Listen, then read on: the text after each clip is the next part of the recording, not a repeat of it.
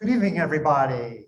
Welcome. My name is Chris Nadicki. I'm the president of the Democratic Club of Claremont, and I'm thrilled to see everybody here today. I know that you had many other choices with your time tonight. There was a gathering earlier tonight with Jamboree, the developers of the Larkin Place development. And so I know many of you were interested in going there, and perhaps some of you did go there and then wandered over here. In addition to that, there was an attempted meeting with a city council member tonight that many people were strategizing and organizing over, but I don't think that that meeting did take place. There were one or two other meetings tonight of community groups and political groups as well. So I just want to thank you for taking your time tonight to come here. This presentation is entitled "What Candidates and Voters Should Know About the City Budget." And the idea for this program came to me when we were having a discussion during the course of one of our membership meetings, and former Mayor Karen Rosenthal was there, and she said, you know, it's really lamentable the degree of ignorance that there is out there about the city budget. That's not her word, that's mine. Okay. And so the thought came to me that perhaps it would be a useful community service to sponsor a program like this. So I spoke to Karen, and we invited some other former mayors to join us. And so they are here today to give this presentation, in addition to Adam, who was added to the list as well. So that's how this program was originated. In a moment, I'm going to turn over the microphone to Ethan Resnick, who is member of our Program and Issues Committee. That's the committee that's in charge of putting on educational forums like this, and he was the liaison from that committee that worked with this group to prepare the meeting. This group prepares 2 presentations a month, 9 months during the year. So if you are not yet a member of the Democratic Club of Claremont and are interested in educational program like this, please see either Juan Carlos. Would you raise your hand, Juan Carlos? Right there, or Carol. Carol, raise your hand. They are our membership traps. They go find non-members and get you to sign on and become a member. In any case, without further ado, I'm now going to turn over the activities to Ethan. So Ethan, it's all yours now. I'll stand here to start. So yes, as Chris was saying, the budget is really the heart of any city. And so it's my pleasure to introduce former council member and mayor Karen Rosenthal. We have former council member and mayor Sam Pedroza. We have former council member and mayor via Zoom, Joe Lyons. And we have current city manager, Adam Peary. And so who better to talk about this issue than 3 members of the elected branch of our government and someone who runs the government. So I guess I have a couple very broad questions to start. First of all, what is a budget? I know that that's kind of the title of this thing, but what is a budget other than, I think people think of their own budgets for their families, their households. How does that differ from what a city is doing? What does the budget mean other than the numbers? So whoever would like to start. It's a roadmap. Tells you how much you have, how much you can use, and what you should use it on. And it doesn't matter whether you're a family household or a city or state government. You don't have an infinite source of money. City budgets are a little different than a family budget because they are, you have very specific categories of income and very specific categories about how And that may be a little more adjustable in a family income. Yes, I think what we've always said here in Claremont is that the budget is a reflection of our values. And so the budget is the most important document that guides us as a city. But if you don't mind, if we could maybe change it up a little bit, and since we have Adam Perry here, who is not only our city manager, but he really is his previous life. He was our finance director. So he really is the expert when it comes to the budgeting. And I was on the council when he guided us out of our shortfalls. So that we can hear from Adam, kind of give more of the mechanics of budgeting and what the process in terms of what it takes to get a budget for approval, and then I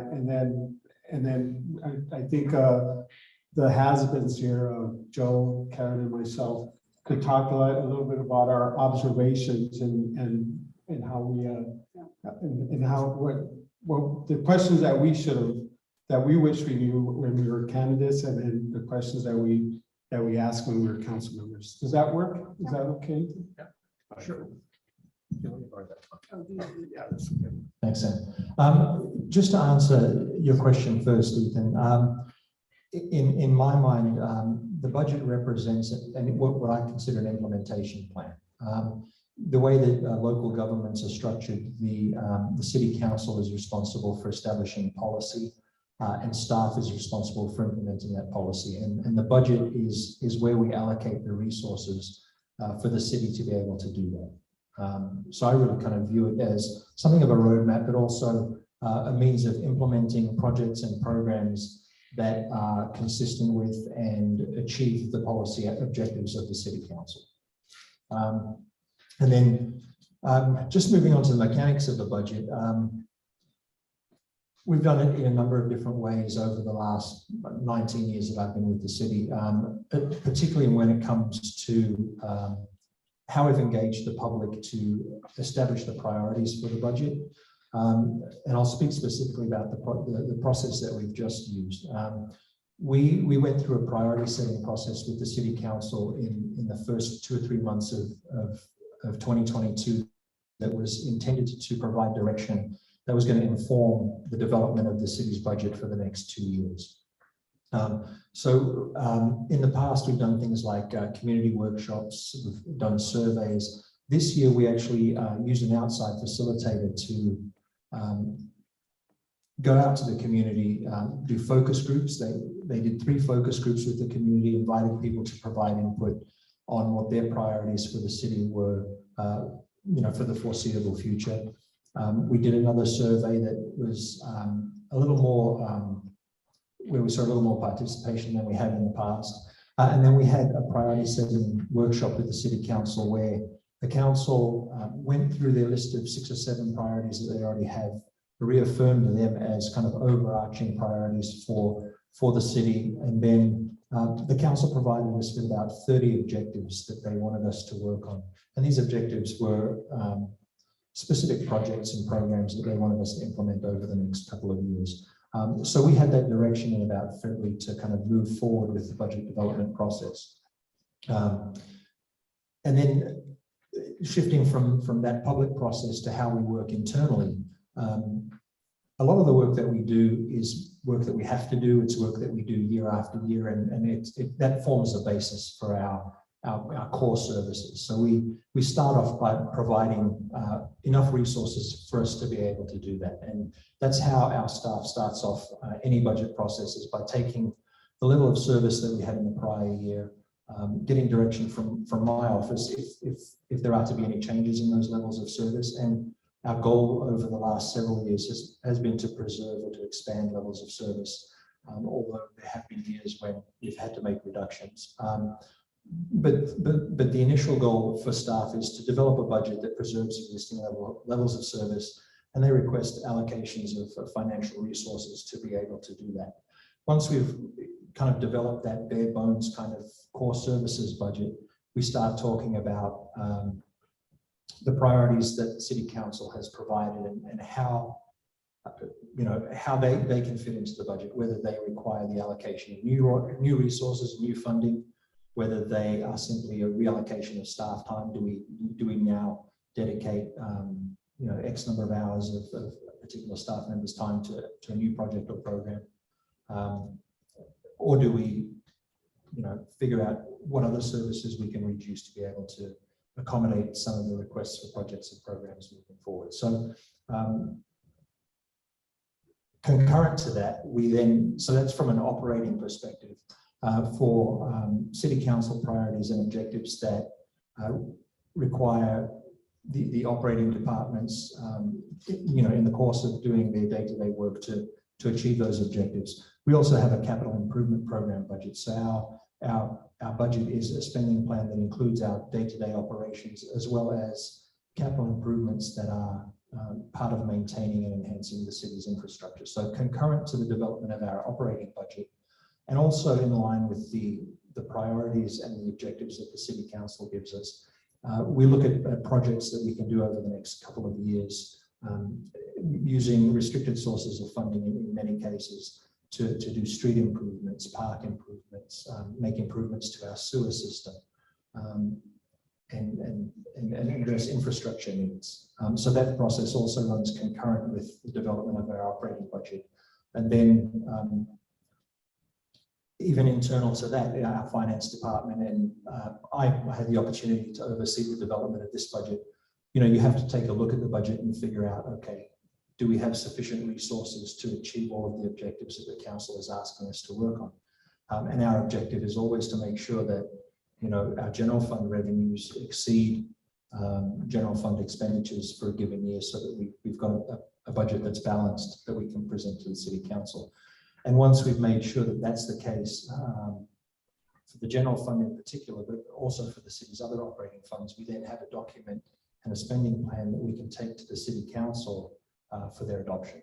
And we went to council a couple of weeks ago on the 14th of June for the adoption of the budget for the next 2 years.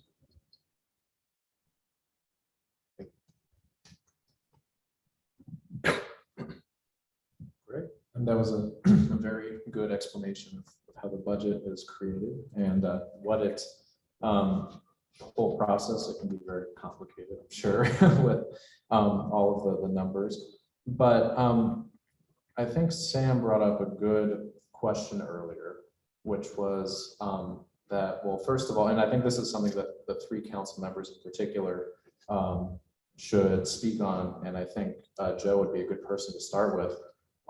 When you were campaigning for the council, what was the level of interest with the budget? Was it something you talked to people about a lot? Was that not a big concern? Were people disinterested? And what were some things that you learned through that experience and what you learned later on the council that maybe you would have liked to know more about when you were first starting to run? So Joe, if you can chime in. Yeah, I can. Can you hear me out there?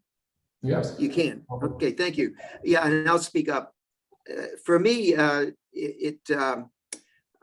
again, I'll put a different spin on how I interpreted the budget during my term, and I usually saw it as the constraining kind of limiting factor to be able to implement some of the things that were discussed during the campaign as being significant issues in Claremont at the time. Sustainability was still first and foremost on a lot of people's minds. I probably overused the term, but that came with a price tag if it was meant to be implemented.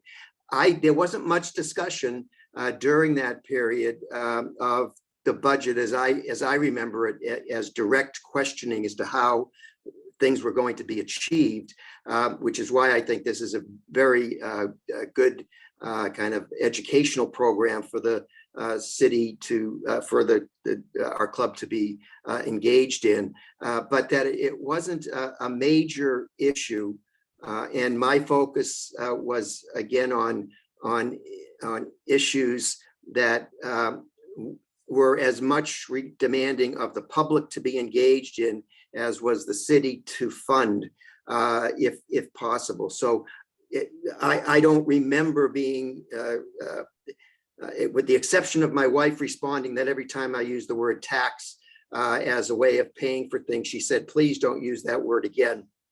But I think that it is something that we're generally, as Chris mentioned, as a general public, not terribly engaged in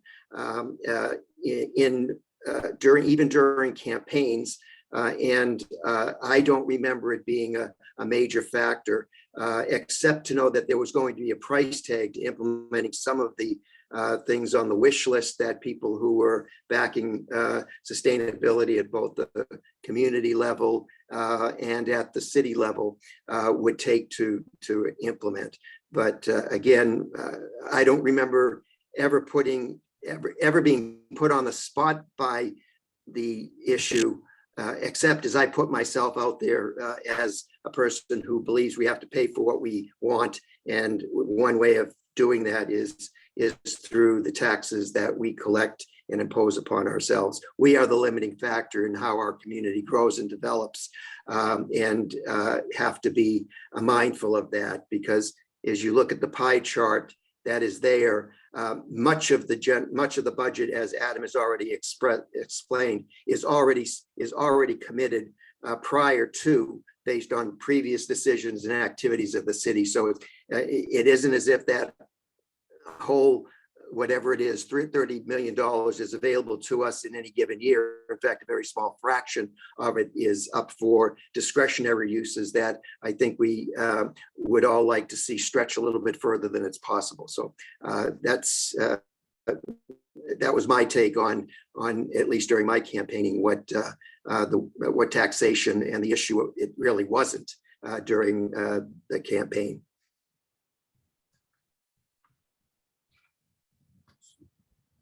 Thank you, Joe. And in my experience, when I first ran, I had the issue of, I was running under the issue of youth activities, youth sports. And so I would bring it up that, hey, we need as a city, we need to really put more emphasis with our youth sports and commit more funding for that. So it was more of a thing that I pushed as a candidate. I don't know where that money was coming from as a candidate. You know, when I first was running, I had no real clue of how the budget worked. But I do recall that it was, I was making sure that it was a priority for me. And so when I was running, it was a priority, and eventually when I won, it became a priority, as Adam mentioned. When the council then does have the priority sessions, I brought it up as something that we need to work on. At the time, we had the park being planned up at the Padua Park, which was very controversial back in the day, remember? And so it was there was a lot of support from the community and then also as a council to make that happen. The other thing I do recall that I would say a lot as a candidate, and not really knowing like how it worked, and then after understanding the process better, I did know that, you know, with more retail brings more income. So I was like the economic development guy. And I remember always thinking, or always pushing the idea that, hey, we need to push for more. We need to, especially in the south part of town, we had a supermarket that was that went away, Albertsons. Remember, we lost Albertsons, and so it was vacant for many, many years.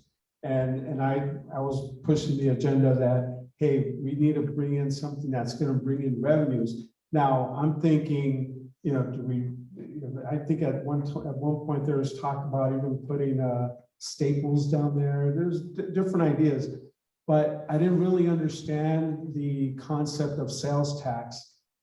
And it was after being on the council that all that work, those favors and that politicking to get that car dealership or whatever you only really get to keep, what, 1%? Or like 1% of the, what, the 9.5 sales tax.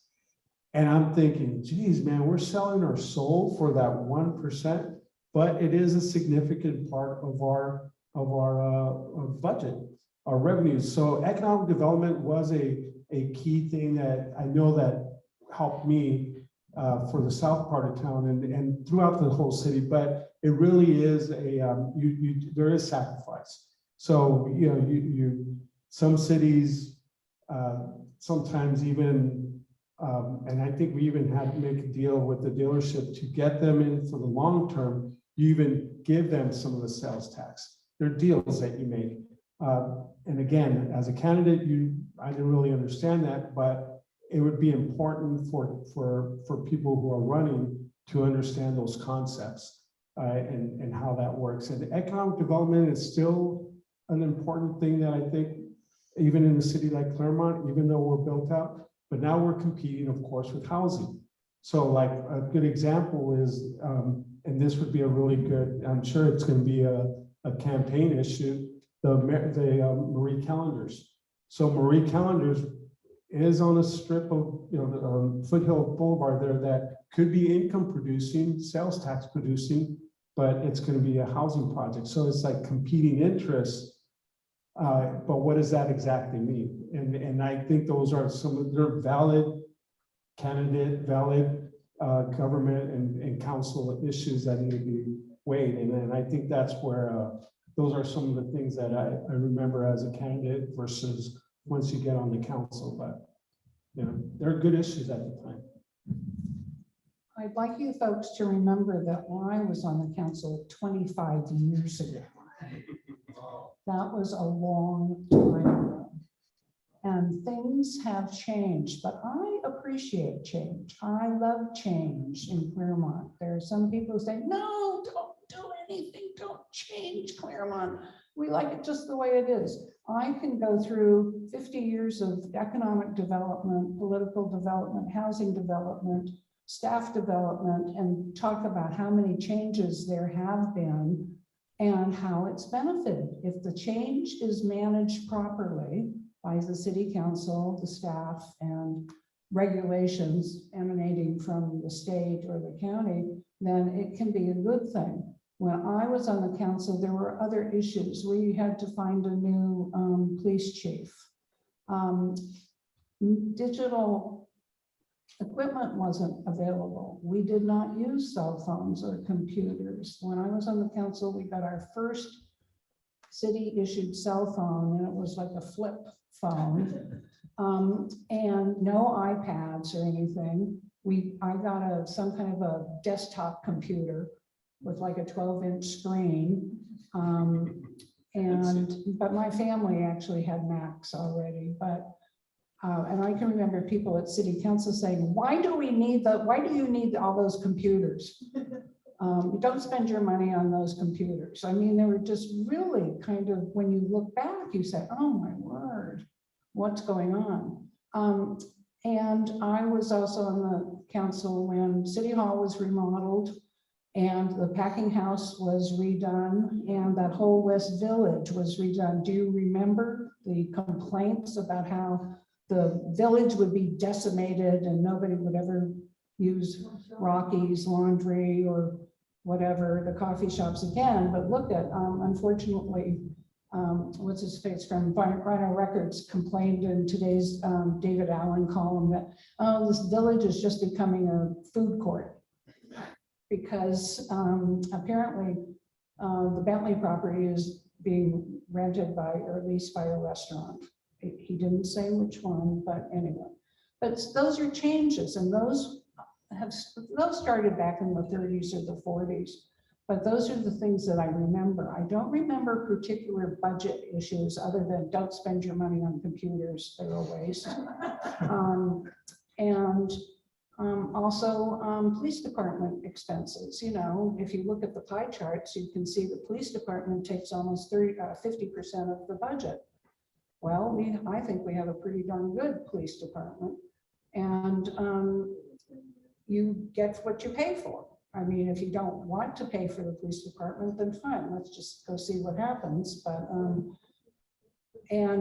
we have, I don't know how many acres, Adam, do we have left for any development at all? Is it like 22 spots and maybe 50 acres total or something? Probably not much more. Not much more than that. So when you hear people saying, oh, no, you can't do that there, well, where are you going to do it? Especially if the state is telling you that you need to participate, you need to jump in and dedicate yourself to some of the issues that are going on. But as I said, 25 years ago, yeah, Actually, though, you brought up something that's probably really important to also know in the budget process that I think most people don't know. And I think the refurbishment or the building of the city hall was built on one-time available grants. And there's a lot of opportunities that, a lot of things that get done in the city, some of our bike trails, I think were built via like these grants. And it's really a testament to staff, because they're the one that, and now that I'm a staffer, I really appreciate it. Because when you apply for these grants, either from the state or the federal government, and they're one-time grants, but the process is grueling.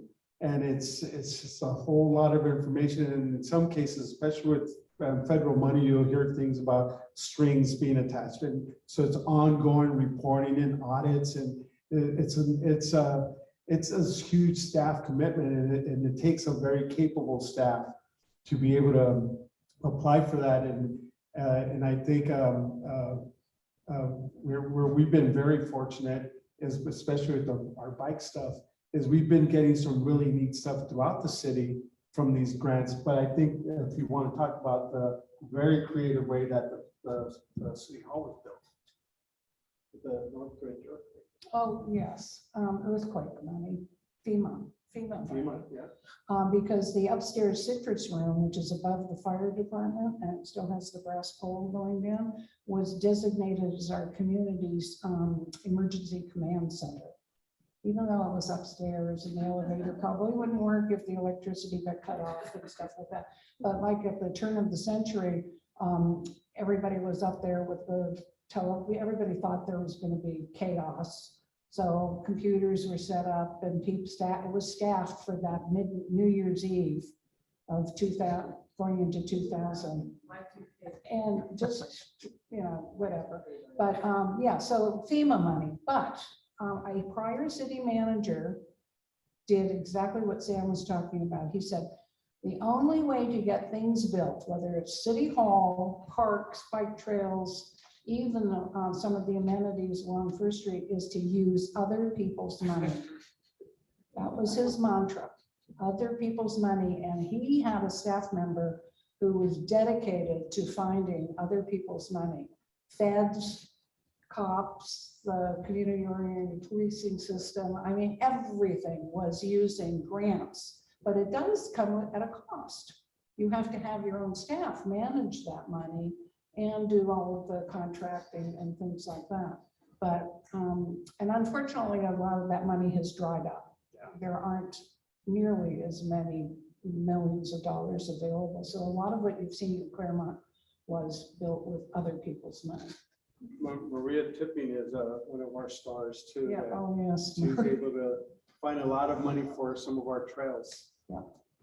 If I might just say a word in this regard, I think it would be very informative for all of us in given this year's budget information directly in front of us, to maybe have Adam highlight just how much of that revenue is already committed by virtue of the nature of the source or by the nature of the tax that generates the money. Because I think like most of us, when you first see the budget, okay, it's large, you have something called a general fund, and that would seem to be kind of uncommitted, but you've already indicated that much of that is committed. But some of the other slices are really not to be considered at all discretionary. So if you were to look at the pie chart, how much of that is actually within the discretion of the council to have any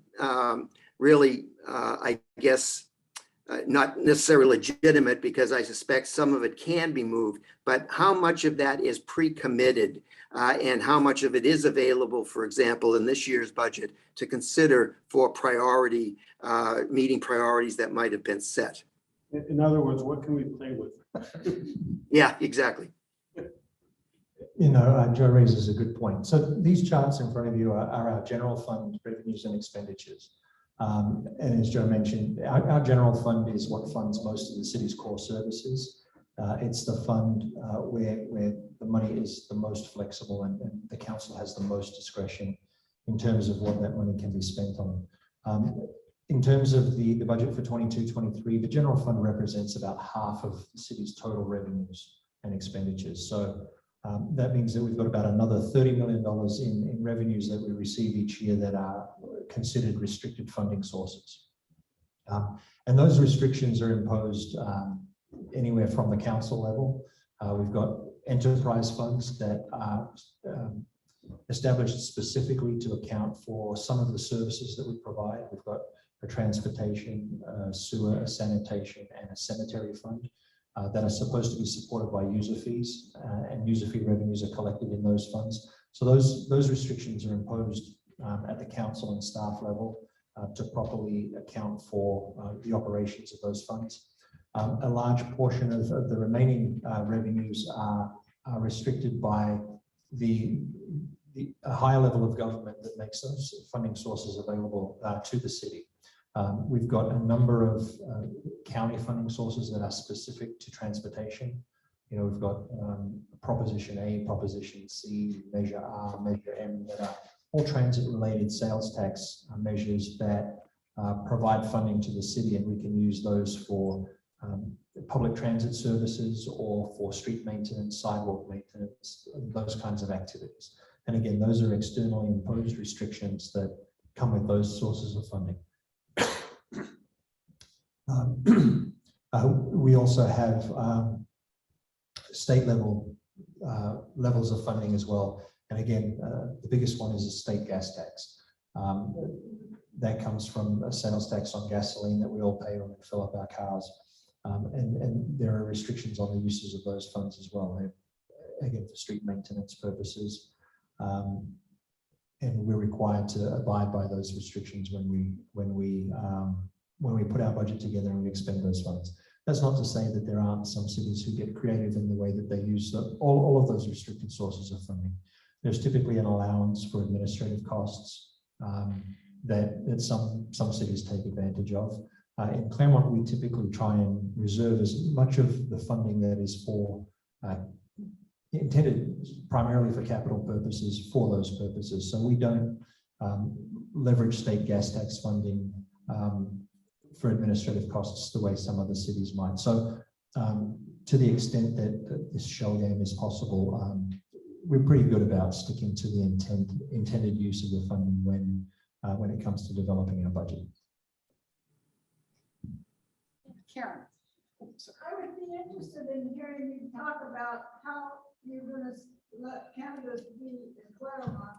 Don Pixie had an article, it was last week or the week before, wondering where would be okay to sell cannabis in Claremont. And how much money we could get from it. Which would be useful, I would think. You know, the cannabis issue, which is going to be not already a campaign issue, and I know it is being discussed. You know, a lot of cities think Adelanto is like a big one that's seen a lot of revenues off it. One of the from a politician's point of view, I think it's the revenue issue, but it's also like, hey, is the community at large going to accept this? Are we again selling our soul for something?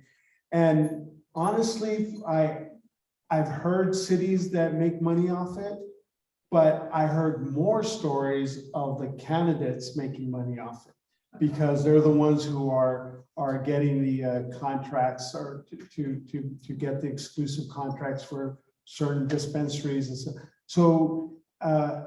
So again, I don't want to get ahead of the council, but I would think that hopefully whatever we do in the city is something that is very, eliminates that tendency that other cities have had. And then looking at it more as is this something that we want in the city? I was on the council when we voted on it at one point, and at the time, it was right when the voters passed, what was it, Prop, what is it, 214, or I don't know. I can't remember the proposition, but the immediate, the thing that came up immediately in the city is where we can open up dispensary. And we were like, whoa, wait, it's too soon. And that's kind of how we went. But yeah, and I had a lot of people come up to me as like, I was asking, well, you guys never called me. And they're like, why would we call you? Why would you even think of having a dispensary in Claremont? I was like, well, of course, I mean, everybody's thinking about it. But anyway, I think it was being oversold as a moneymaker. But again, I haven't really talked to cities to see if it truly is a moneymaker. I have no opinion on it, to be perfectly honest. I think it's a matter of zoning.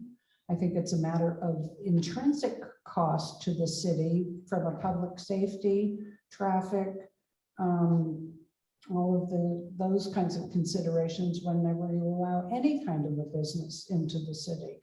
There are restrictions on things for all of the reasons that I just mentioned. So, and there's plenty of CBD stuff being sold in the city, so who knows? You haven't know. Well, Joe, I think there's a question. Right? I can't ask. she's still there. I think she had- Thank you. I just want to go back to that. One of the examples you provided for the city manager about the budget. You mentioned that there's the state gas tax, and I think that's very important because a lot of the cities have a lot of gas stations in the city and they do make quite a lot of money. So I wanted to say, you mentioned that we can be cautious because there's a lot of ways that the city gets creative with administrative costs. So can you provide an example of what that would look like? Like what would be an example of how a city can, you know, take advantage or point that out in their city budget? Sure. I want to stress that we don't do this, but it's not unusual for cities who are, you know, who have difficulties with their general fund to shift the allocation of staffing from the general fund to some of these restricted funding sources. And the level of oversight from the state it isn't strong enough for them to do that without really having to worry about it, unfortunately. But it's simply a matter of reallocating general fund costs to non-general fund funds, you know, to kind of balance your general fund budget and then use funds that might be intended for you to replace sidewalks or repair streets, and then you end up paying salaries for. If I could give another example of the same kind of situation with the redevelopment agencies, for example. Redevelopment agencies were at a time when the state allowed cities to have these redevelopment agencies. Basically, once you had this program in the city, you would be able to freeze property tax, meaning the money that would come in from that businesses paid for property tax. You could freeze it to a certain level, but as the property value went up, the city would be able to keep that incremental difference towards more economic development programs. But that funding, which became a pretty good source of money for several cities, including Claremont, we were able to reinvest it into other developments or improve shopping centers. But at the time, we also we had an economic development staff person that was their job, to look at opportunities for economic development. And then once the state and Jerry Brown eliminated the redevelopment agencies, you know, cities were crying like, oh, they're taking away this powerful tool. Well, you know, the competition for those funds were that incremental funding. School districts also get property tax, and they felt that they were being cheated out out of that incremental funding. So the state, back then, the school districts were going broke. So the state eliminated redevelopment agencies. They used the argument that cities were taking advantage of these agencies and were doing illegal stuff. And my argument was, well, then go after those cities. Don't eliminate this powerful tool. Nevertheless, the tool was eliminated, but then we did lose staff people that were paid from that fund and then we lost that opportunity to bring more economic development in the city. And just to add to that, that's probably the best example of the misuse of a restricted source of funding. And it was probably one of the strongest justifications for Governor Brown eliminating redevelopment back in 2013. But just in the city of Claremont's case, that was a $4 million a year source of funding that we used for economic development programs. And housing. So 20% of redevelopment funding was intended to be set aside in a separate fund for the development of affordable housing. We did use it with the Korea Place development. That was really the last big affordable housing project that we constructed using redevelopment funds. But things like the parking structure in the West Village, a large part of the funding for that came from redevelopment funding, as well as some federal transit grants as well. But yeah, so that was a $4 million loss in revenues that the city was able to use for economic development purposes that really hurt Claremont and a lot of other cities as well. If I might just add, while the microphone gets transferred, that I think it's important to note that at that point in time, and I think with some pre-anticipation of impact by our finance director at the time and city council, that we were able to buffer the impact of that. But that still, that meant that, let's say if it happened today, that general fund budget of $30 million would be $26 million. And those pie slices would have to be altered in order to accommodate that.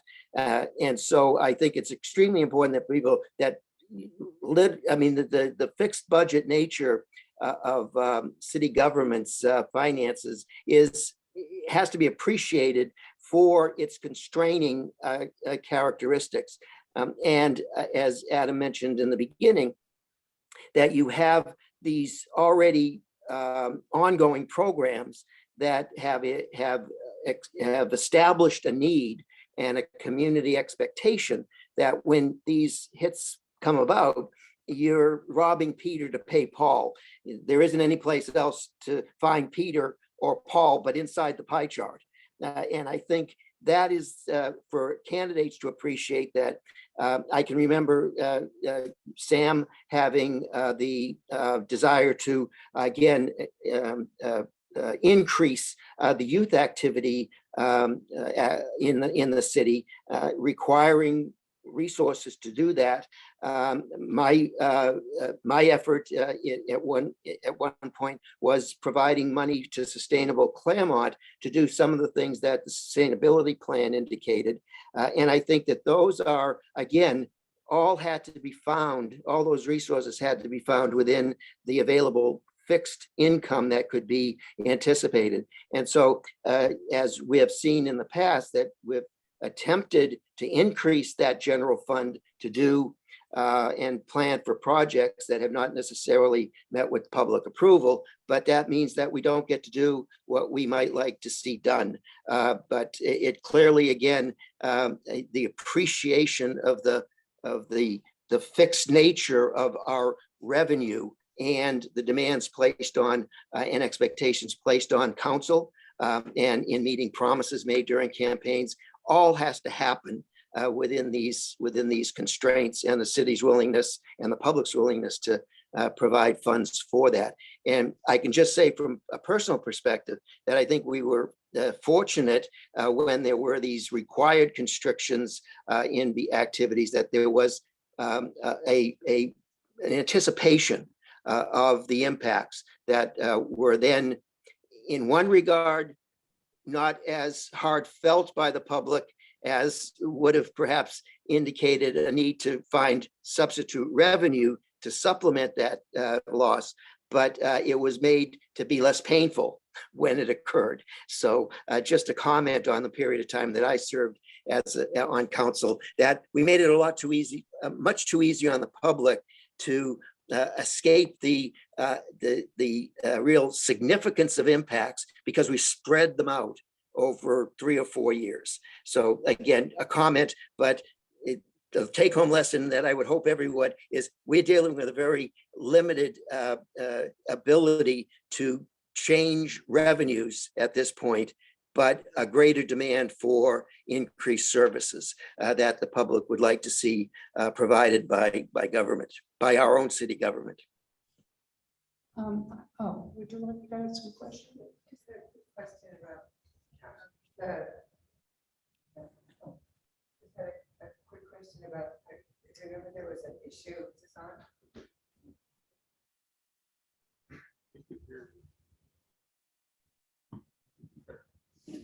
There was an issue about stormwater drainage. I was just wondering if that's been effective. I knew it was going to be a big project 2 years ago. Stormwater drainage? Right, we had to construct special. Now, we won't have to worry about it for another half a century, probably.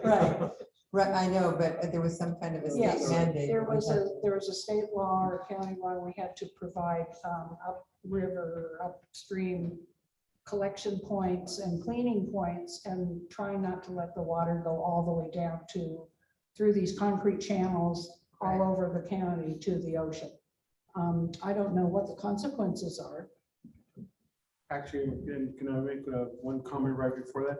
Yeah, the stormwater runoff issue was really big when I was on the council. When Joe and I were serving, and it's a classic example of what we came to learn, unfunded mandates. So these are mandates that come down from the state, standards that you have to, as a city, comply with, but yet they don't provide funding. So we had to figure that out ourselves.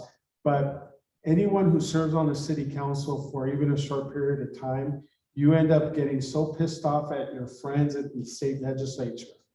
And they mean well, but they forget, like, especially if they were local council members at the time, they forget the strains that we had as council members, and then having to comply with laws that come down. Now, I'm not saying that stormwater capture wasn't important. It is important, but the way they mandated it was so expensive, I think at the time. Well, I'll let Adam talk about that part.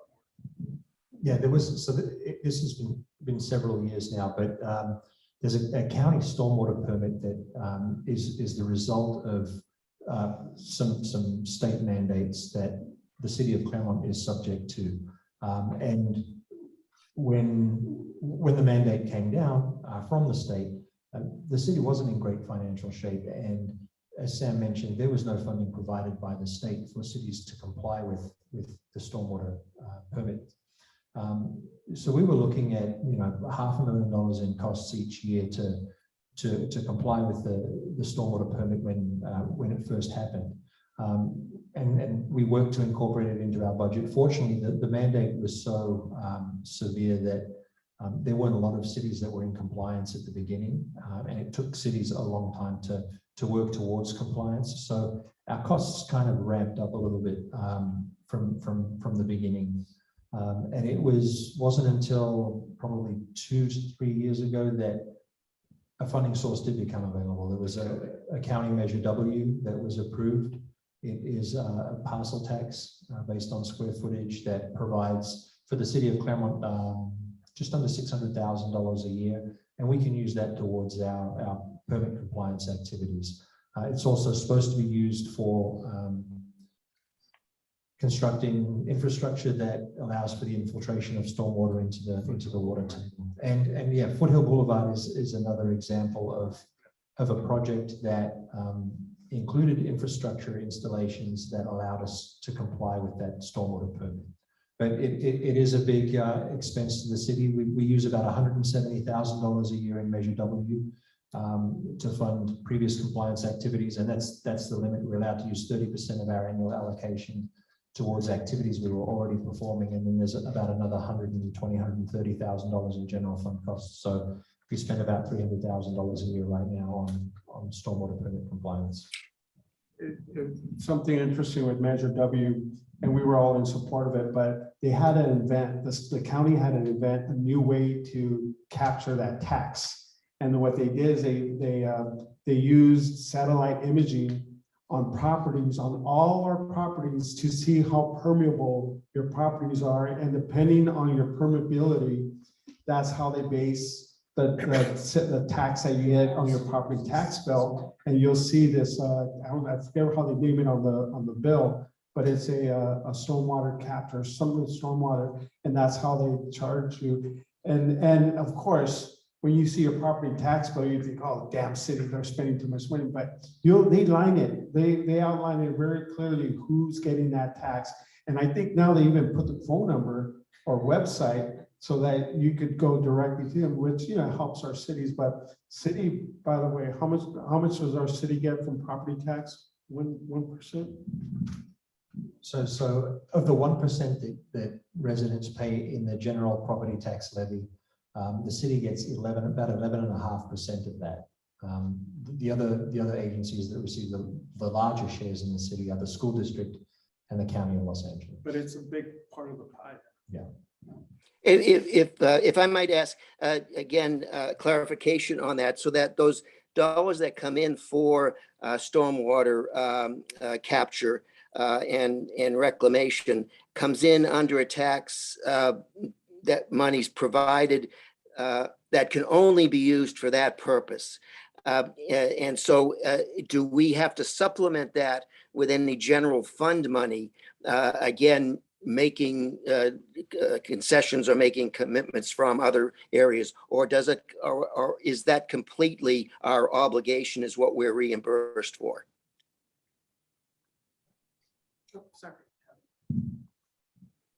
So the Measure W funding came after the requirement that we comply with these stormwater permits. So when Measure W went into effect, one of the restrictions on that Measure W funding was that we couldn't use any more than 30% of that funding to perform compliance activities that we were already performing.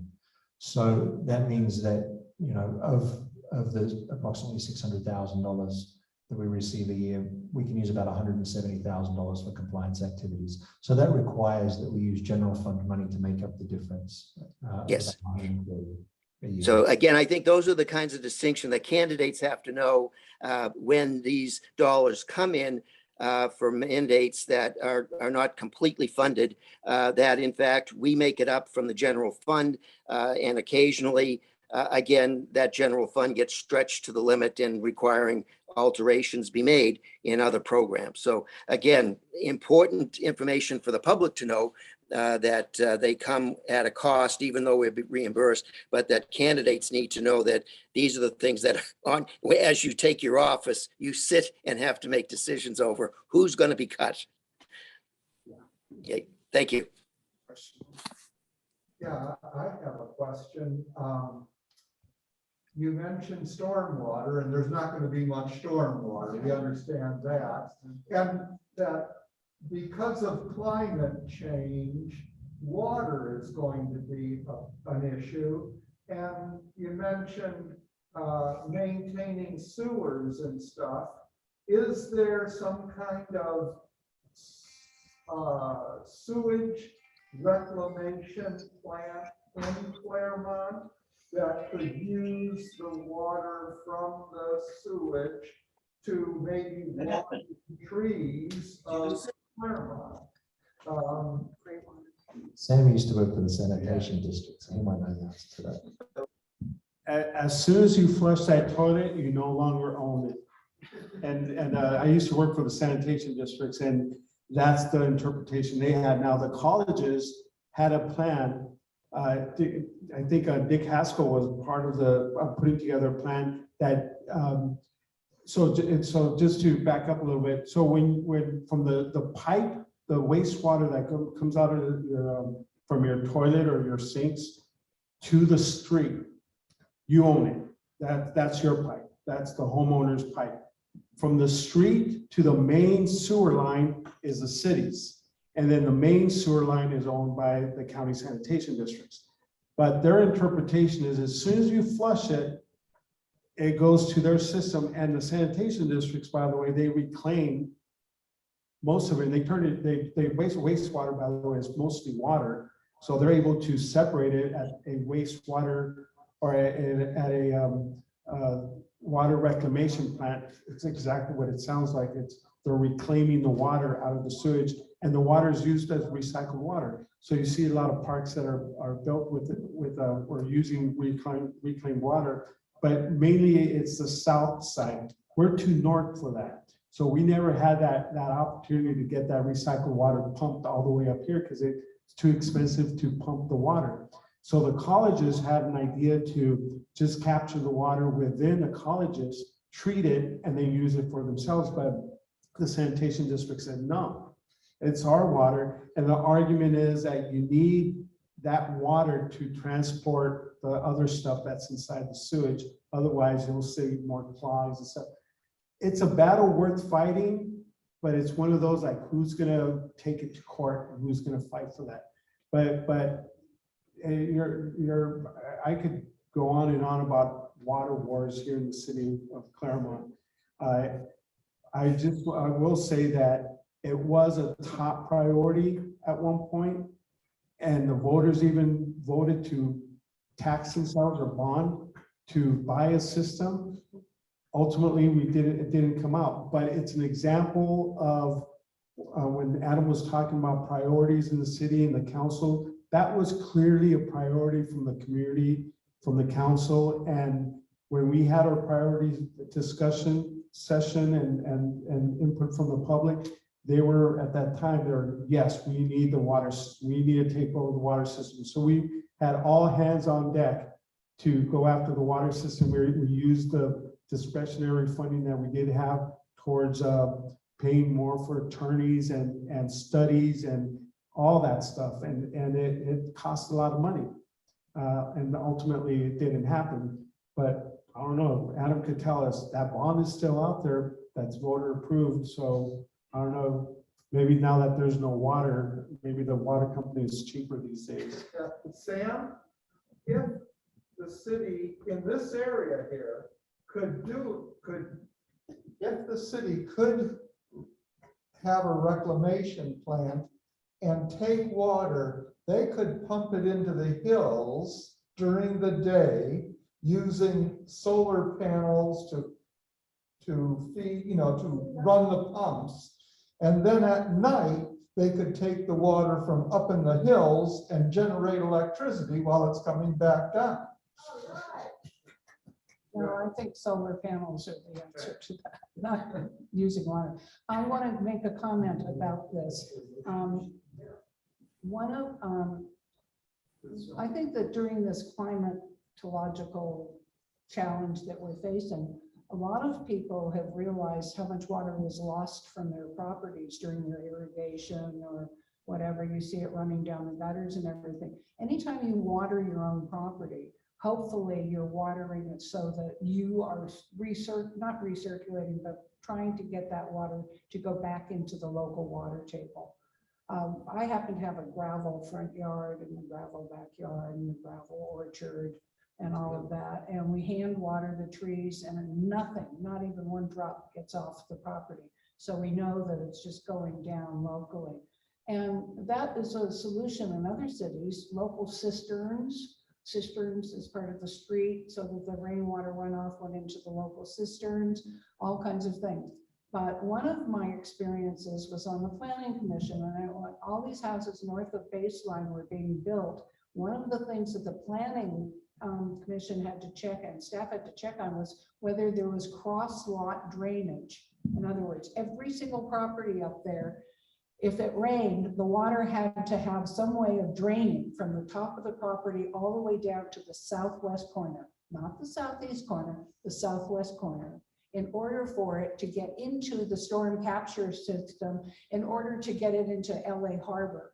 Well, they're not doing that anymore. They are all along the end of the slope that we're on. from the Prado wetlands to wherever that water, like the junction of the 605 and the 60. Yeah. They're all doing water recharge, but it doesn't help us. But we are going to have to do it ourselves, and it doesn't have to be a big deal. It just has to, you have to pay attention to what you're doing with your own irrigation, and even rain barrels help and whatever. So I have one thing to say. I learned a lot about the budget when I was on a sequence of commissions. And I was so disappointed when the city council said recently, I mean, what, 3 or 4 years ago, no, nobody should be allowed to be on more than one commission in their lifetime. I voted against that. That was appalling. That is how people get to know how a government, city government is organized, how it works, what the problems and the challenges are, and who's the staff, and how do they make decisions, and how much does it cost, and all of that. I've been here for 50 years. One commission in 50 years, 4 years, fine. What good would that do the community? I think they actually did it because I had served on 6 commissions. You weren't the culprit, but there were. And then I was a member of CERT, Community Emergency Response Team. I was on the Committee on Aging. I am now on the Claremont Senior Foundation Board. And this is what it takes, I think, to be a good, involved council candidate, or just even a citizen of Claremont. Otherwise, we have a whole bunch of people running around knowing nothing about how everything works. Anyway, okay, I just said my piece.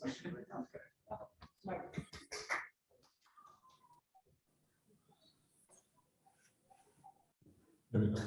So just back to the water thing just for a second. When you talk about sewage not belonging to the city, once it becomes sewage, but is there a distinction between, now my understanding that that's called black water. And Yeah. and the water that you wash your dishes with and stuff is gray water. Is there a difference between those two as far as propriety? Yes, absolutely. Like gray water, which is the water that comes out of your sinks, your washing machine, or in your dishwasher. And some people even bathtub and showers. The state laws did change, plumbing codes did change where you could capture that water yourself and do whatever you want with it and water your own yard with it. Anything that comes out of your toilet, that people call it black water, but I think that's more of a mobile home RV term. It's sewage, and it does have to be treated and filtered and cleaned out, and that's the water that's mostly reclaimed. Well, thanks. One follow-up then, just based on.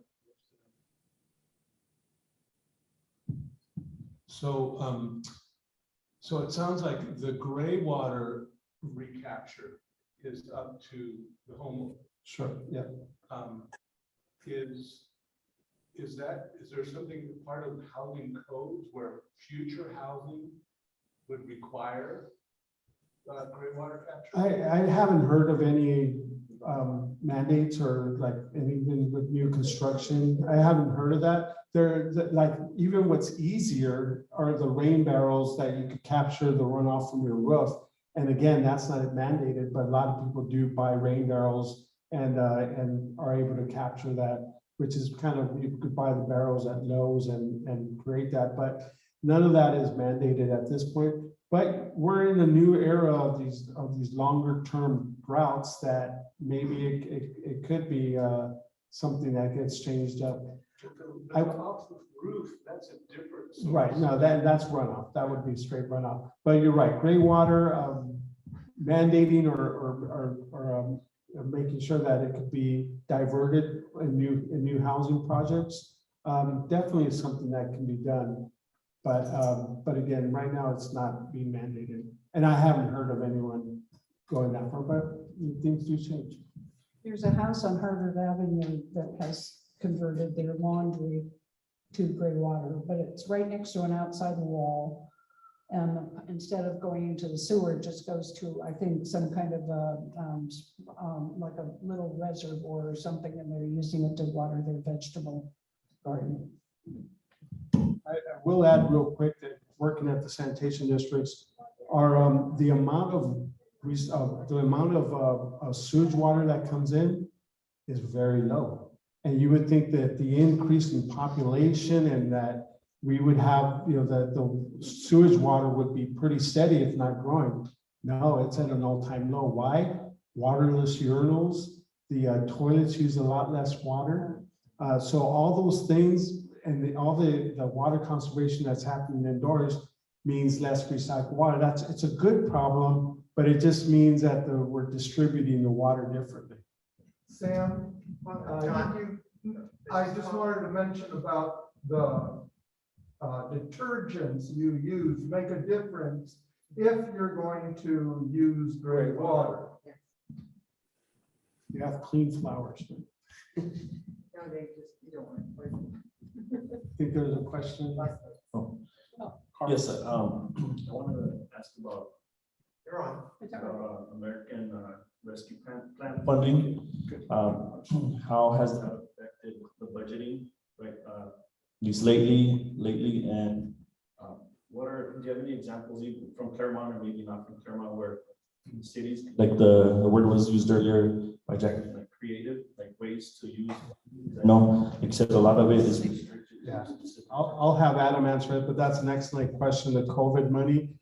I'll tell you from this one real perspective is that a lot of cities that were in the red went to the black with the COVID money. But again, that's one time. I mean, unless COVID money is going to be coming around for the next 20 years, it's not something you can rely on. But Adam. Yeah, that's a really good question. So the American Rescue Plan Act was federal legislation that was enacted about 1.5 years ago that provides funding for local governments to recover from the COVID-19 pandemic. And cities across the country received an allocation of that funding that was intended to be used to recover from the pandemic. So the city of Claremont's allocation was $8.7 million. We've received 4.3 of it in July of last year, and we'll get another 4.3 in a month's time. It took a long time for the federal government to figure out what the restrictions on the use of that funding was going to be. And ultimately, because of the size of the city's allocation, because it was less than $10 million, there are very few restrictions on what the city of Claremont can use that money for. So it's basically eligible to be used for general government services, which for us means providing any of our core services or doing any of the projects that we normally do. We actually went to council in May to ask them to allocate about $4.1 million in American Rescue Plan Act funding to a variety of programs. And based on the feedback we got from the council and the authorization at that point, we included that allocation of funding in the budget for the next 2 years. So we've used that funding or are planning to use that funding for a number of things, including traffic calming measures, doing a street sign inventory and replacing street signs that need to be replaced or that aren't compliant. We've got a business grant program. We did a business license rebate program where we're rebating business license taxes for businesses in Claremont in the next year. We're going to use some of the money to develop standard ADU designs, and we've got an ADU grant program so that people can construct ADUs, accessory dwelling units, in their backyards to provide additional housing. We've got funding for a commuter incentive program to try and reduce the number of people who are driving cars to the village and to encourage them to either use public transit or bicycles instead. What else? So those are all one-time uses of the funding, and that's primarily what we try to do. There are a couple of examples of things that we've funded that were taken out of previous years' budgets that are ongoing programs, but they aren't significant in the context of our general fund budget. So when the rescue plan and funding runs out, I don't see that we'll have too much of an issue absorbing those costs into the general fund budget if that's what the council wants to do. And those include things like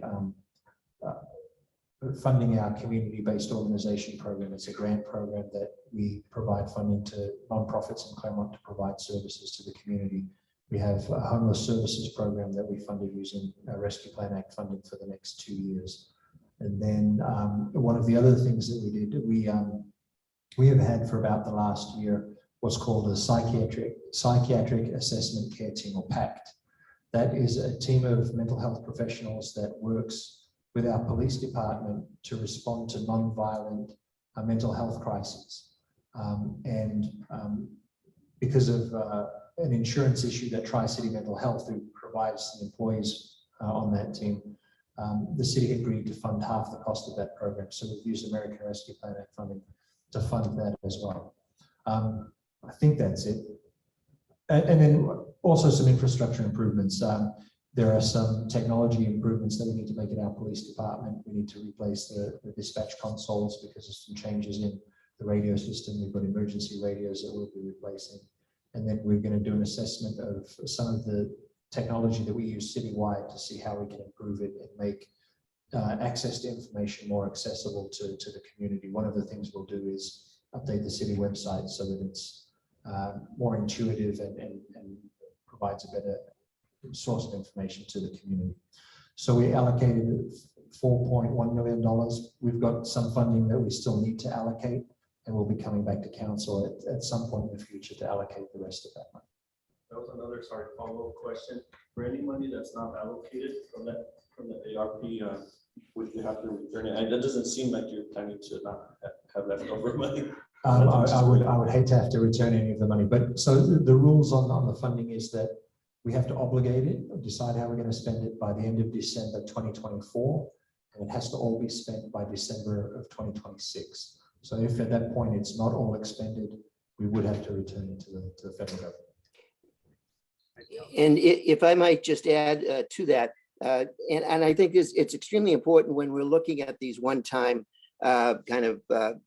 infusions of money, is that they are commitments to programs like the psychiatric assessment team that, again, I think we're becoming aware are becoming increasingly needed in just the way things are in our world today, and that they do become potential long-term commitments that I think, as Adam has mentioned, has to be anticipated in advance of committing those monies in the first place.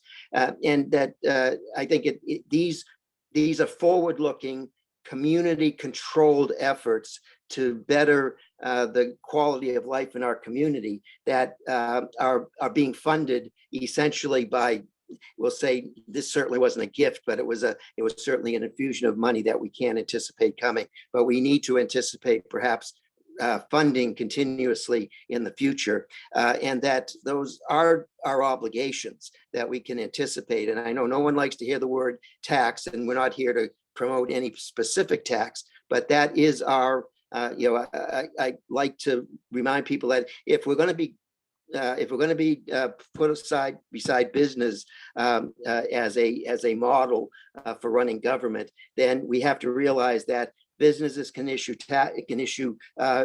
bonds and can issue stock. The only way cities match that is with taxes. That's their revenue source to provide services.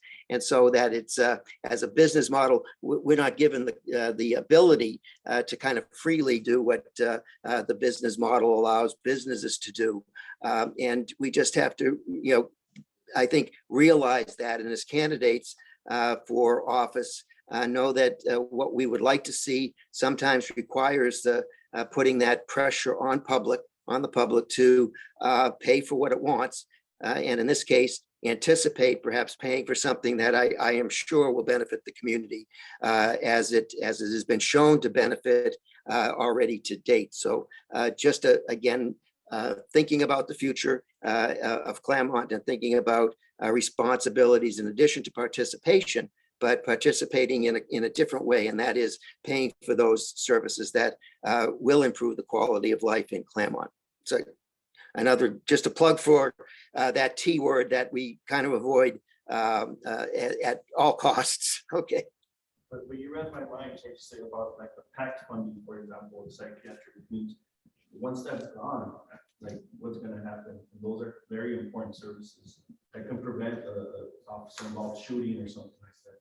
Yeah, and that's one of the programs. Fortunately, we haven't allocated too much of that Rescue Plan Act funding to ongoing programs. It's probably less than $400,000 a year. So in my mind, it's something that we could absorb into the budget in 5 or 6 years' time when that funding has run out. And then just a quick question, you mentioned the police department. Is the police department building now safe? We're working on it. So many of you may know that we've tried a couple of times to go to the voters to ask them to approve a tax to construct a new police facility. Those measures haven't been successful.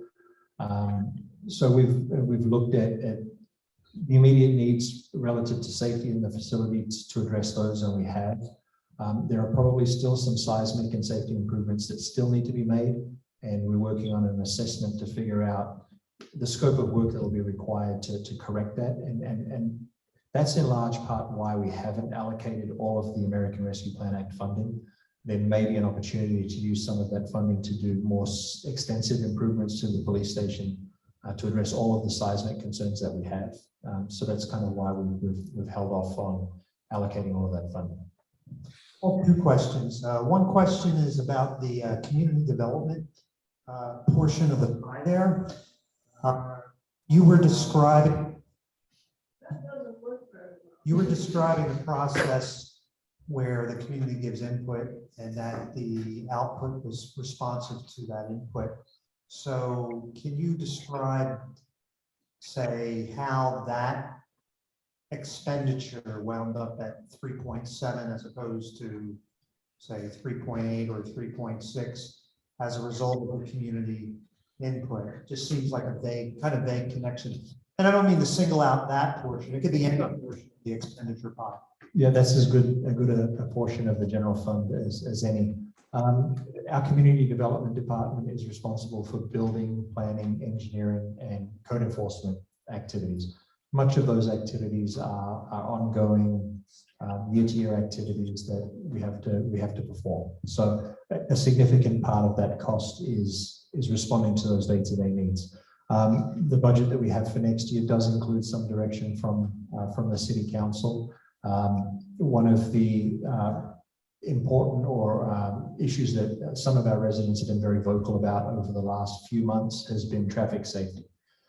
So part of that $3.7 million includes funding that wasn't in the budget before to do traffic studies on street segments and intersections that people have identified as being problematic or dangerous. So we've included that's one way that we've responded to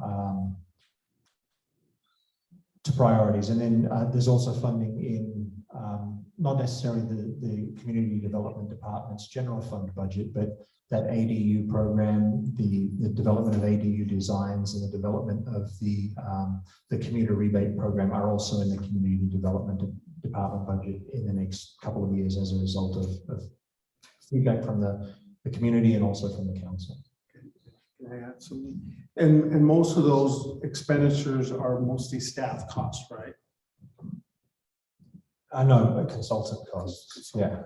But Yeah. One aspect of that, Chris, to that question is kind of the way the budget process works.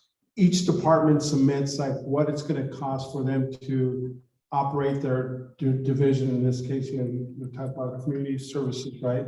And everything that it costs to community development, like everything that's going to cost, including salaries, to maintain that program. But let's say that in our priorities sessions in our community, the public is saying, hey, these businesses are allowing trash and we need more code enforcement.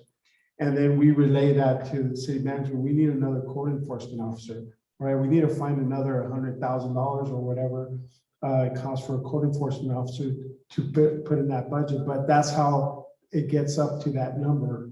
And that's one point I do want to make sure that people understand, that the budgeting process isn't just a one-time act when the council votes on it.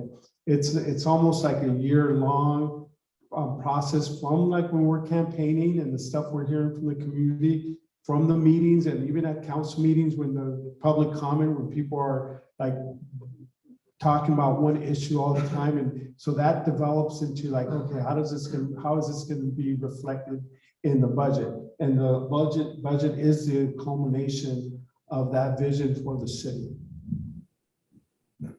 I had to comment here that we're coming out of this 2-year or longer hiatus on the, which gives us a chance to evaluate what's successful now and what's in place now and what will be needed, 3 to 5 years from now.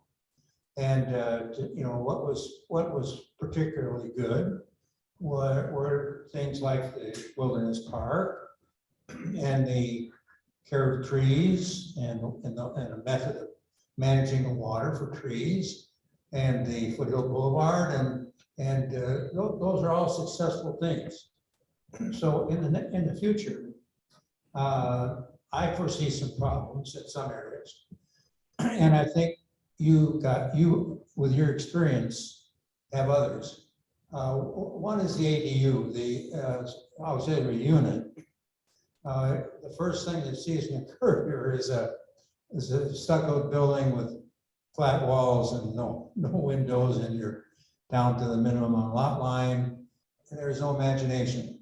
And certainly the Architecture Commission isn't going to probably deal with those details, but we should have some examples of good craftsman style or whatever ADUs that work for the community, so that we show the example.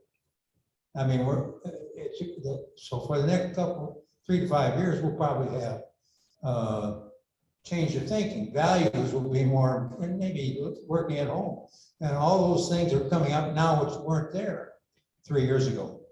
So what other areas in your experience do you see that we should concentrate on and fund?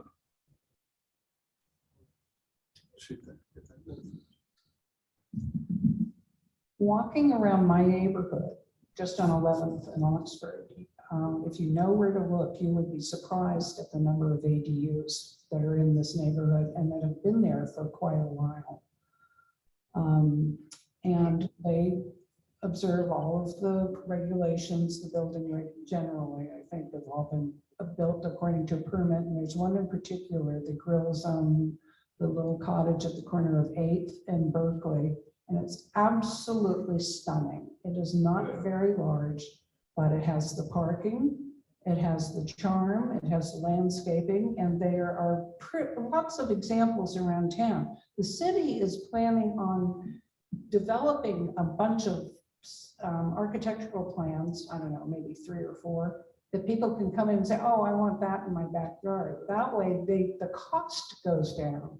You do not have to hire an architect consultant to figure out the lot lines and the height restrictions and the design. And you could just choose it, pay your building fee and hire your contractor and go with it.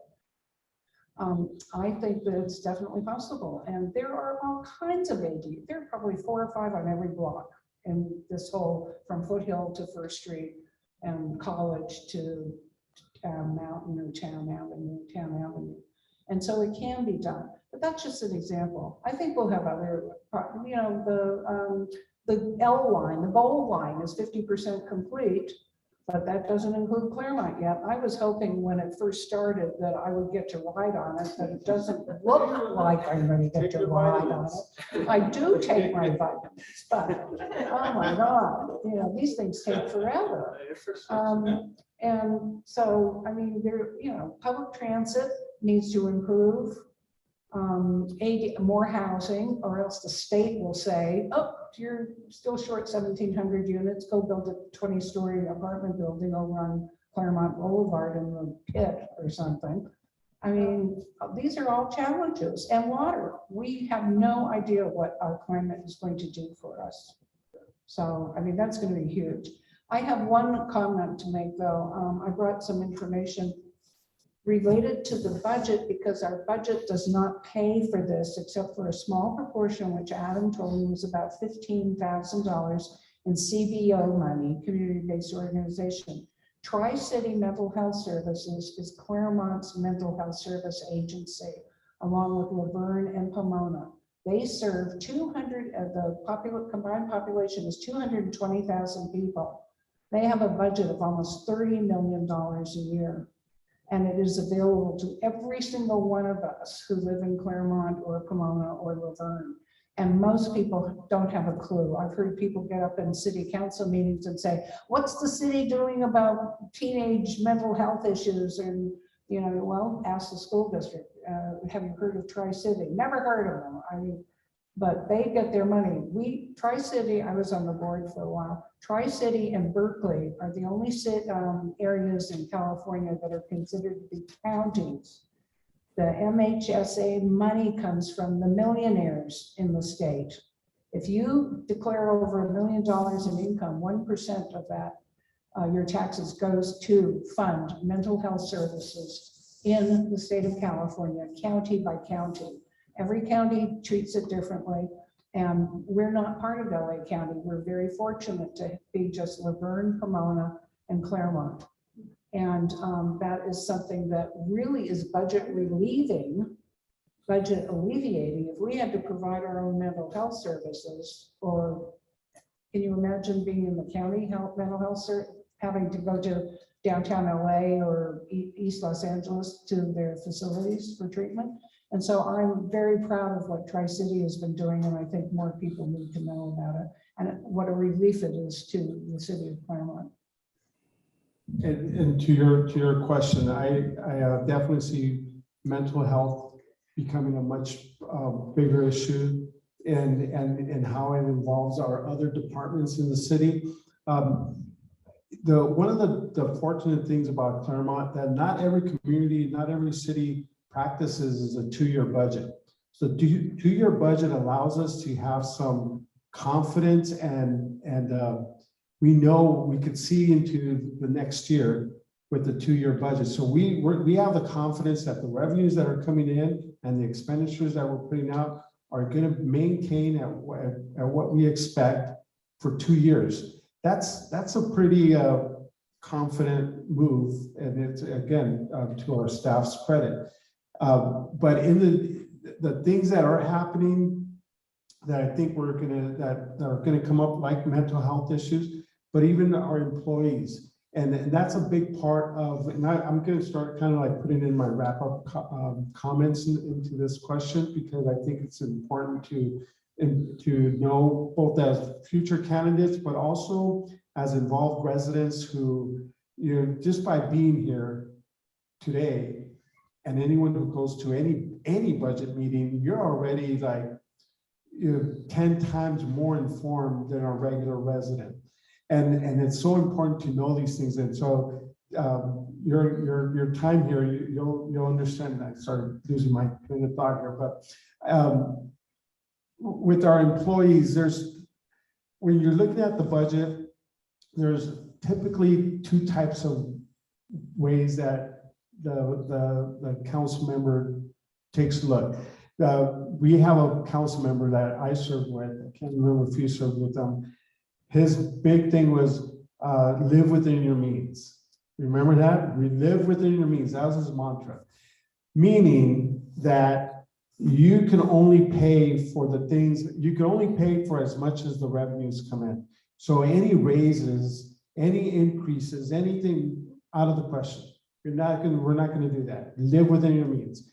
Whereas traditionally, and I feel like I was more of the mindset of, like I said earlier, the budget is a reflection of our values, and we value certain things like addressing mental health issues, taking care of, making sure that the quality of life is important. So we would push staff to look at ways to increase our revenues to meet those needs. Of course, as Joe mentioned, raising our taxes is always there. That's always an option, but it's the very last resort. And we all know how, we all love our city's landscaping, but that's mostly paid for with the LLD, the Landscape and Lighting District. And that's a couple people have gotten elected fighting the LLD, but it's the value that the city has. We know this is why our city looks very different from other cities, because we have our beautiful landscape, but it's coming with an added tax to us. And that's where, that's where I give a lot of credit, and that's where we need to pay for good staff, and we need to maintain for good staff, because they're worth their weight in gold in bringing finding that funding and bringing that funding to pay for the programs that we value. So, I think that in the next couple of years, you're going to see the cost of good employees. We need to pay for what they're worth, and it's not a very politically popular issue. And now that I'm no longer on the council, I could say it, that we get some of the best staff people on the cheap. We really don't pay for what they're worth. But I think that's going to catch up to us. And so that's something that I think we're going to need to have a better grip on in the near future. So I want to raise a question, and then I'll pass the mic to someone else to ask our last question of the evening. My question is, we're on the topic of revenues. Can you give us a little perspective on where we are now with, in terms of our revenues and expenditure, how the big picture looks, taking into account the defeat of CR, right? Where are we in relation to where we were and where we would have been had CR passed? So I'll talk a little bit about kind of the environment when Measure CR was going to be on the ballot. At that point in time, we assumed, based on trend information that we had, that we would see a general fund deficit of about $2.5 million in, I think, 2024-25. And that was based on a couple of assumptions. One, that sales tax revenues would not be growing very quickly. And two, that our pension and our insurance liability and workers' comp insurance costs would be increasing very significantly over the next several years. And that was kind of the driver for the city council putting Measure CR on the ballot, was to try and right that ship by imposing a 3/4 cent sales tax that would come directly to Claremont and generate about $2.5 million a year to balance the general fund budget. That measure was not successful. It failed by about 140 votes. And because it needed that 66%. No, it was a general tax, so it only required a 50% majority. But since then, we've seen a couple of things. First, our liability and workers' comp insurance has still increased, but less significantly than we thought it might. But the biggest influence on our budget has been the increase in revenues that we've seen over the last 3 or 4 years. I'm not sure how many are aware, but we have a new operator at our Toyota dealership who's been there for a couple of years and is doing much better business than the old operator. So our sales tax revenues have increased because of that. We've also yeah, that's the next factor relative to sales tax. There have been some changes in state law that now require the allocation of the collection, first of all, and allocation of sales tax for online purchases that are delivered in Claremont to be allocated through the county pool to the city of Claremont. That's generating about between $300,000 and $400,000 a year in additional sales tax revenue from the city. It's revenue that we weren't seeing before. One of the really wonderful things about living in Claremont and owning property in Claremont is that property values have remained fairly strong, even during the recession of 2008, 2009. We didn't see the big drop in assessed values that other communities, even just in neighboring San Bernardino County saw. But we've seen growth in assessed values between 5 and 6% a year for the last 4 or 5 years, which means an increase in property tax revenues of 5 or 6% a year. So those factors have actually put us in a really strong position financially. We've seen our general fund budget grow from about $26 million 3 or 4 years ago to $30 million over the next couple of years, which I think is setting us up really nicely to do a few things that are going to help our financial position. The next 2 years, general fund budgets include additional discretionary payments to our pension plans that will have a slight positive impact on our pension contribution rates over the next couple of years. We've also been able to allocate about $500,000 a year to our general fund reserve balances over the next couple of years, which will allow us to set aside. We will have at the end of this budget just under $7 million set aside in a rainy day fund to deal with natural and fiscal emergencies. So relative to where we were when Measure CR was on the ballot, I think we're in a really strong financial position. I think we see some really positive things with economic development.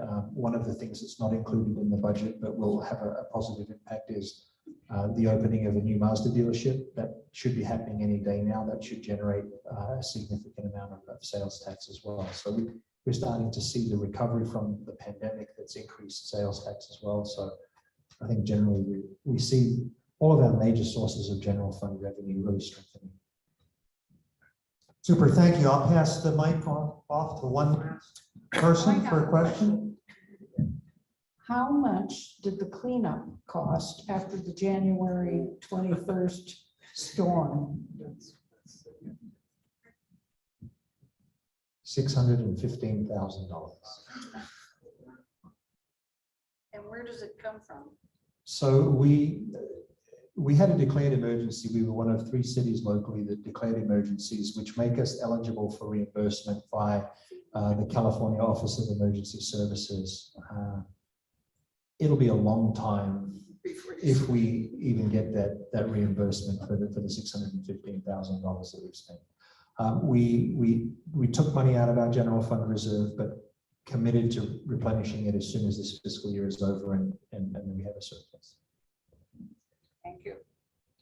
Thank you for that. Yeah, I just want to say thank you for the opportunity to be here tonight. I myself, I'm a candidate. I'm going to be running for office in November of 2022, so I'm definitely taking notes. And I remember from my experience, a lot of candidates that became elected officials, one of the keywords they would always say during their campaign was, oh, what are you going to do about the budget? And I'm going to balance the budget. And they say it like it's so easy, and we know it's not. So I don't know how they in their heads they would think that something like that would just come so easy, because it's a lot of work put into putting a budget together. And you pretty much went over a little of the difference of accounts and how the money comes to the city and how it's expensed. So with that being said, I just want to ask for the average resident who wants to understand a little bit more about the budget, what can they do? Like, is it something like an open door where they can go into the city hall and say, hey, I'd like to meet with the finance director and kind of go over some stuff? Is that open to the public? Like, what is the best way for a resident to follow the budget and have a better understanding? First of all, generally the answer is yes. We're very responsive to any inquiries, questions that we get from our residents, and we respond to them. The unfortunate thing at this particular point in time is that I don't have a finance director. I'm serving as finance director and city manager at the moment, but there's good news on that front, because I've found somebody who will be starting hopefully in August. But for the time being, I'm the guy that you probably need to speak to. We have our budgets online and accessible through the city website, and it's a 300-page document. It's daunting. It's a challenge to read and understand, but our staff is happy to meet with anybody who has questions about it, especially our finance staff, who spends a lot of time putting this document together in the hope that someone will read it. So when someone actually does, it's nice to hear from them. But to your question on what can an average resident, average person do in the city, I think that like what you're doing today, coming to meetings, something that's related to the city, going to commission meetings, even applying for a commission, going to council meetings. And I think that's one of the beauties of this community that, you know, growing up in Bassett, I never even knew who I wasn't even in the city, but having that community involvement, that civic involvement was non-existent. Here, it's so accessible. And so that's the start of, like we were saying earlier, the start of starting to highlight your priorities and then talking to the elected officials and to staff on how that will then translate to the budget. But again, just by being here today, you're already leaps and bounds above, it's good. We do something else relative to candidates who are running for council. Once we know who the candidates are going to be, city staff will do an orientation for all of the candidates that will involve an introduction to each of the department heads, so you know who is responsible for which functions of the city. And you know, over the last 19 years, I've met with a number of council candidates during the campaigns to kind of answer budgetary questions. So you'll have access to department heads to get questions answered during your candidacy, just generally. But we'll start that off with an orientation that will introduce you to who those people are and give you a way to contact them. I'm sorry, this is during the candidacy, not when you're elected? This is while you're a candidate, yeah. Oh, that's Yes. That's pretty. If I might add, Claremont. I'm sorry. So I'm not trying to, I'm not, it's city of Pomona, so this, I'm in the city of Pomona, yes. So, but that's good to know, because usually you have access to department staff when you're. Joe, you'll get a word in official, a not moment. when you're a candidate. Thank you. That's a pretty great opportunity, so.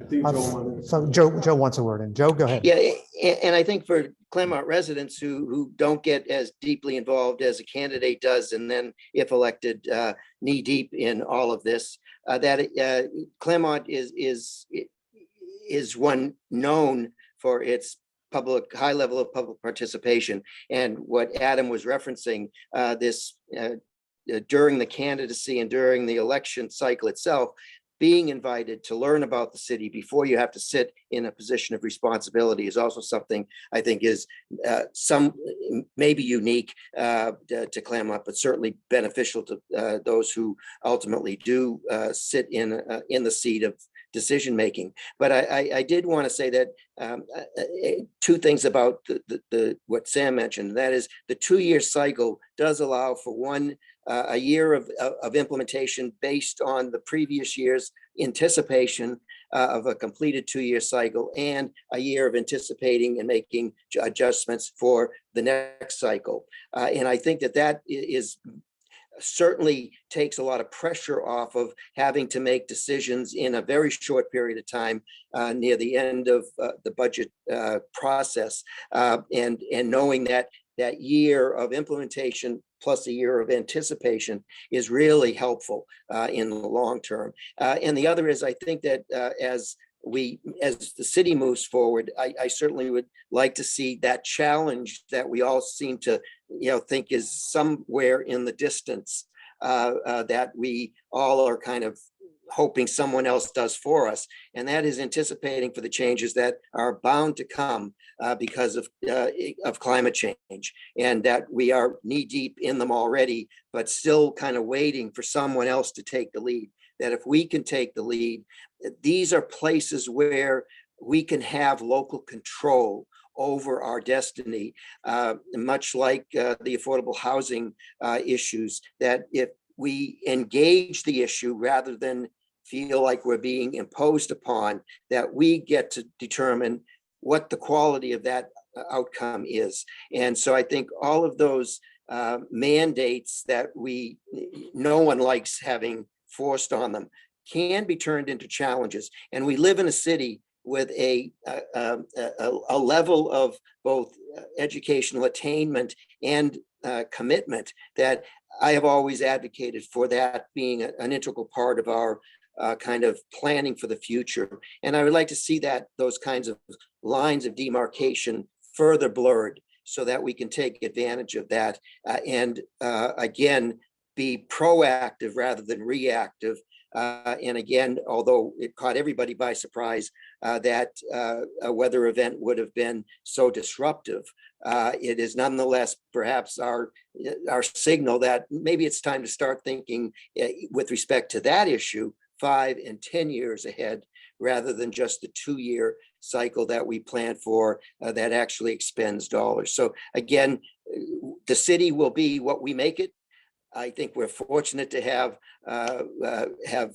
people who come forward really dedicated to serve the city, and knowing about the budget, knowing about what we have at our disposal before we start spending money that we don't have, I think is a really plus. And I want to compliment the club for putting this on and for having the expert in the audience, on the panel, and for getting the opinion of the 3 of us who had to sit at the dais and kind of make those decisions as they were in real time having to be made.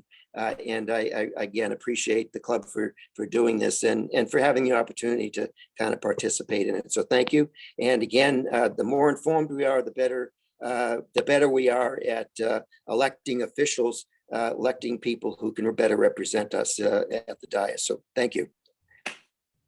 I would like to make another closing statement, and that is that in my experience, if you are a one-issue candidate, you don't have a chance.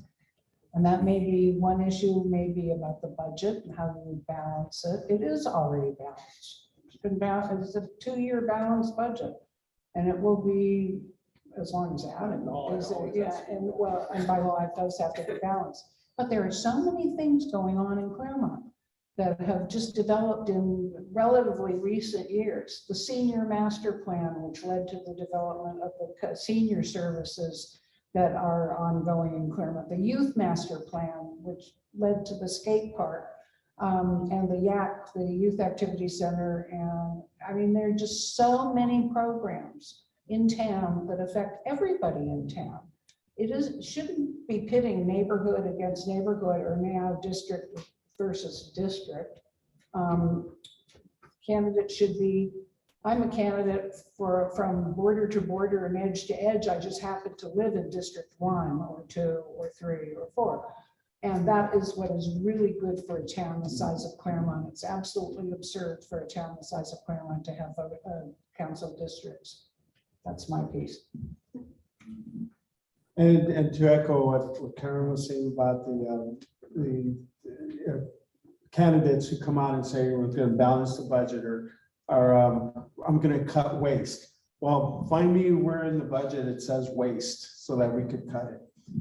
It's all a question of values. And I think that's as either whether you're running or whether you're an involved resident and you're hearing people coming to you for your support. I hope that that's what you're pushing and emphasizing with them is first, as Karen mentioned earlier, what involvement does the candidate already have in the city? What understanding of the process of this process? How engaged were they back when the Courier, by the way, when the Courier used to be really, really good at endorsing, that was always one of the questions they asked. Have you been to a city council meeting? There's a bunch of council members or people that ran for council that never even been to a council meeting, let alone budget meeting or commission meeting. But those are all important things for the candidate, whether you're a candidate or you're supporting one, that they should know. And again, the biggest emphasis I can make is to really support those people that have the values that you think represent the city the best, that then will be reflected in how we spend our money. Because that's at the end of the day, as Ethan mentioned, that's what the city's all about. And I think the challenge has always been in the city, for me as an elected, has always been not messing anything up. My job was to just keep Claremont and don't mess it up. And that's a lot harder than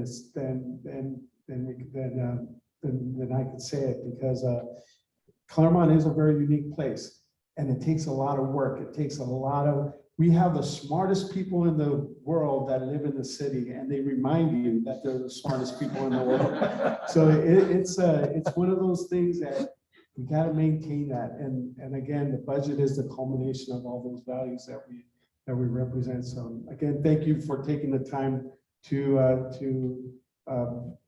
understand that better. Hopefully we provided some insights that would be helpful, especially as we start into campaign season, right around silly season, as someone says, pretty soon. Go ahead. And just to close, I know that the budget, the document, the process is daunting, it's overwhelming. A lot of people are intimidated, you know, looking at all these pie charts and numbers. I just want to reinforce that in spite of that, I want people to understand that there are ways that they can get involved. And I think separating the priority setting process from the budget development process is one way that we allow people to talk about what's important to them and what they think the community should focus on through that priority setting process. And if we have that process that's available, we have a very capable city council and staff who can take that feedback that's more general in nature and related strictly to priorities and put together a budget that addresses the concerns that the community has. So even though people may be reluctant to come to budget meetings and to talk about numbers and pie charts and things like that, there are still opportunities to be involved without strictly talking about the budget, and the city council and staff are happy to hear from the community to let us know what it is we need to kind of incorporate into the budget as we're working through it. So if you have the opportunity to take part in some of the priority setting workshops and surveys and processes that we go through, please take advantage of it. Let's have a round of applause for our panelists. And since we're recording this session, I'm going to speak to the recording for a moment, but I just do want to say thank you very much, Adam, Sam, Karen, Ethan, for organizing this panel and for continuing a long tradition that our club has in providing good educational programming. And my hope is that this will be the beginning of a more extended conversation where we can all grow better at understanding the budget and city politics and city processes. So thanks again. Thank you very much all for being here tonight. Thank you. Okay, and to our audience, this is being recorded. You could review this at your own leisure. Thanks for watching. Take care. I'm Chris Natikia, the club president. Have a good night. Take care. Bye, Joe. Bye.